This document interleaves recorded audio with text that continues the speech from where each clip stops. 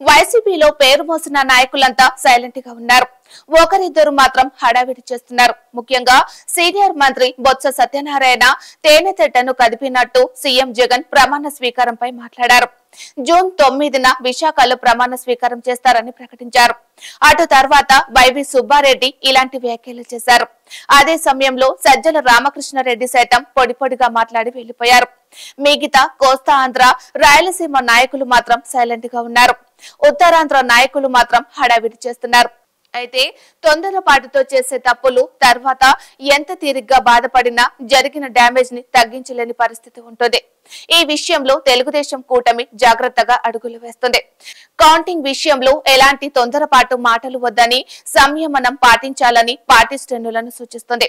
ప్రత్యర్థులు ఎలాంటి కవ్వింపు చర్యలకు దిగినా ప్రతిస్పందించవద్దని మెగా బ్రదర్ నాగబాబు జన సైనికులకు ప్రత్యేకంగా పిలుపునిచ్చారు.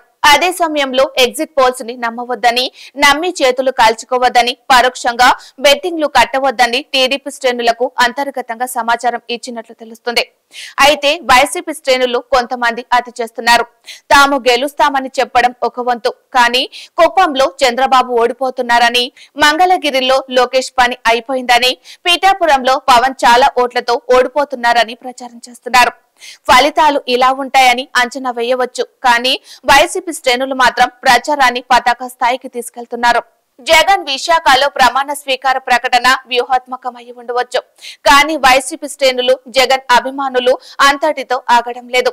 ఆ రోజు వైసీపీ అభిమానులకు ఉదయం వేళల్లో వడ్డించే బ్రేక్ఫాస్ట్, మధ్యాహ్నం వడ్డించే లంచ్ కు సంబంధించిన మెనూ కూడా సిద్ధమంటూ సోషల్ మీడియాలో పోస్టులు పెడుతున్నారు. ఉత్సాహంగా గ్రూపుల్లో పోస్ట్ చేస్తున్నారు. దీంతో ఆలు లేదు, చూలు లేదు, కొడుకు పేరు సోమలింగం అన్నట్లు పరిస్థితి ఉందని నెటిజన్లు కామెంట్లు పెడుతున్నారు. ఆహార విభాగ చైర్మన్ ఆల శ్రీనివాస్ రెడ్డి పేరిట సోషల్ మీడియాలో ఈ మెనూ హల్చల్ చేస్తుంది. అయితే ఈ అతి ప్రచారం వైసీపీ కొంప ముంచుతుందని సీనియర్లు ఆందోళన చెందుతున్నారు.